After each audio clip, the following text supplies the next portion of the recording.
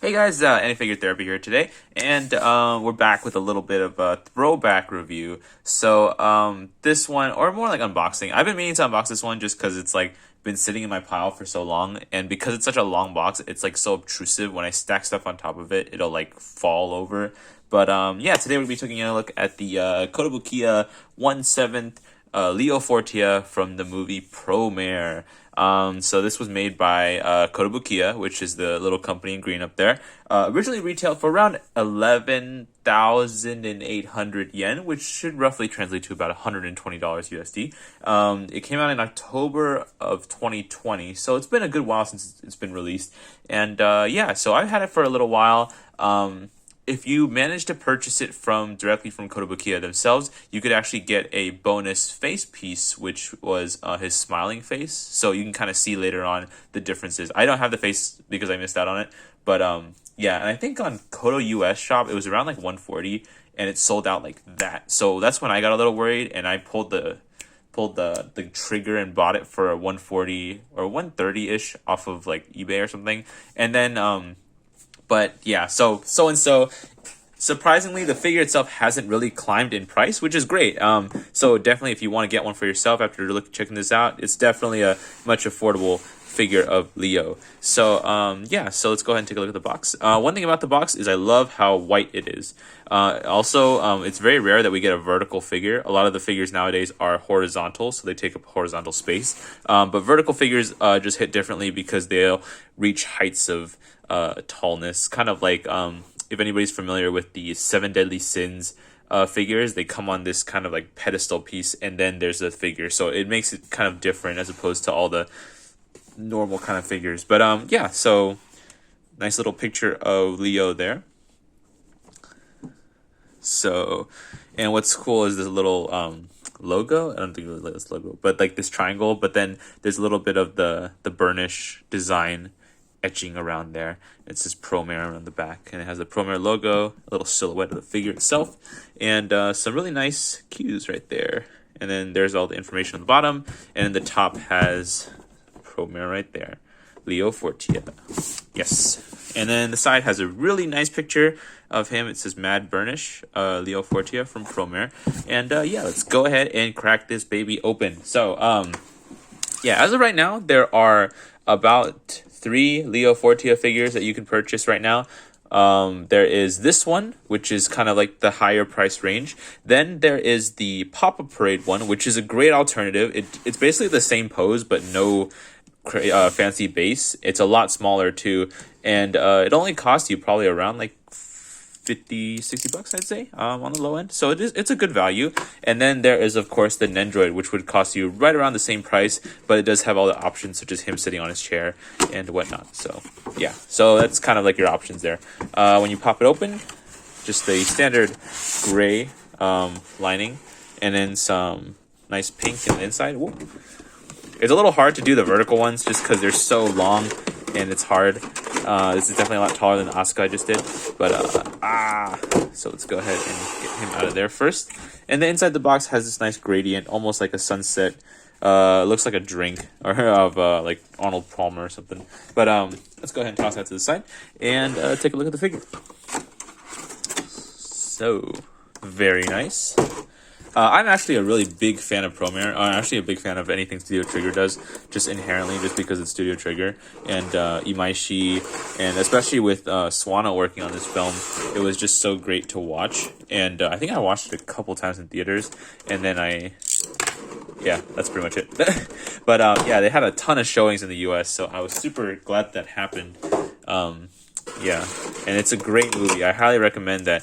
If anybody enjoys animation in particular, the story is pretty good. I wouldn't say it's like, whoa, like, it's like, it's really nice, but the animation is what really takes you away. I think the first like 6 minutes of the film are on YouTube, so you can go ahead and watch that and just get a grip for how nice everything is. It's a great blend of CG and hand-drawn. But that's enough about that. Let's go ahead and talk about the figure. So right out of the box, you have this really heavy piece of PVC, I think.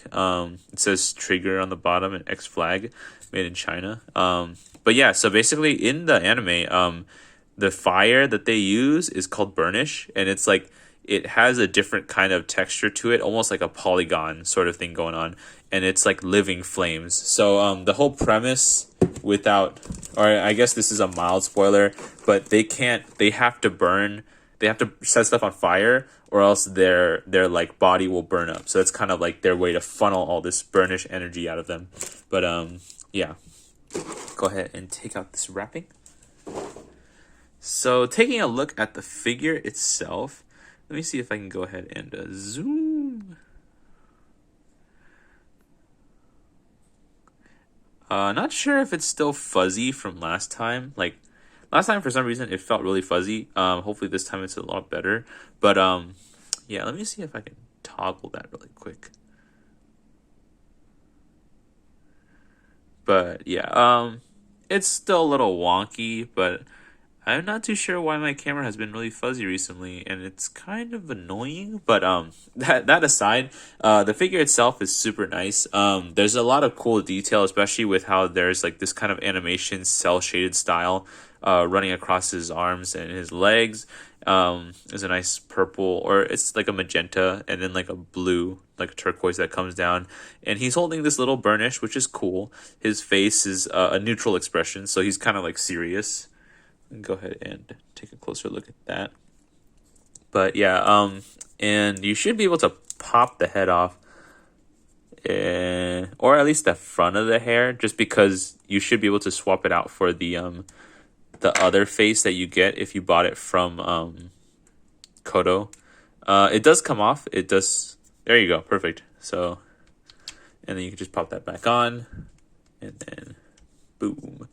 So pretty nice. I do like the color of his hair. There's a lot of cool highlights underneath his hair. So there's a nice little, like, kind of like a cyan blue that runs underneath his hair. Also, there's some really nice shading right here. The suit is supposed to be like this kind of leather material, kind of like Michael Jackson sort of deal. But yeah, it's super nice. I wouldn't say it's glossy enough. I kind of like it being super glossy. But yeah, that's pretty much it. I mean, other than that, this does feel a lot like the Papa Parade, so yeah, that's, if that's any consolation. But yeah, there's, go ahead and peg them into the base. So there's two metal pegs on the bottom, and then you just kind of shove them into his foot like that, and then there you go. So taking a look at the figure, let me see if I can go ahead and zoom out. A little too far, but okay, perfect. All right, so so he stands about like 10 inches tall, so it's definitely a good height. For comparison, here is this prize figure that I had on my desk, but this Sakura Demon Mai prize figure. So pretty good. There is like a lot of really nice color details. Like it definitely does pop up a lot. That's kind of like the big advantage of the film itself, is that it's just so rich in terms of color, and that's something that you definitely can't look away from. And I think that's translated super well into this figure, especially with just how there's a gradient, and then there's also like this kind of effect that kind of comes up against these polygon flames. So that's definitely pretty neat. It would have been nice if there was a light up feature. That is kind of a little bit much to be expected, but if this was kind of cast in a slightly clear plastic or PVC or whatever, and then it lit up, that would have been a really crazy feature. And I think honestly, I would be willing to pay an extra like $20 for that, just because it's such a light up. Figures are always such a interesting thing, just so to see how they can actually pull it off. But yeah, what's cool is his glove. It has this kind of weird like half glove, so it doesn't cover like the back of his hand, but it does cover like the palm, which is nice. His hand is very nicely sculpted. You can kind of almost see his fingernail right there. And then also the belt is pretty nice. There's no real like PV or QC problems that I can see, as far as I can tell. A lot of it's just a classic nice Kotobukiya figure. Nothing too wrong. There is a little speck on his thing, on his little, but I can get that off. That's like whatever. But yeah, I mean that's pretty much it. There's nothing too crazy about this figure.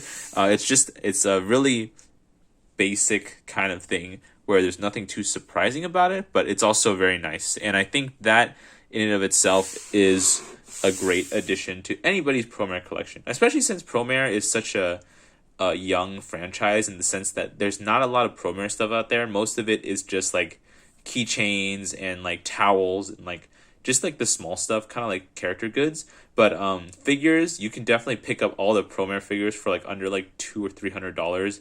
So it's, or mostly like $300, but like, you know, that's also like a great way to show off a nice Promare collection. So that'll be it for this one. I hope you guys enjoyed, and I'll see you guys next time.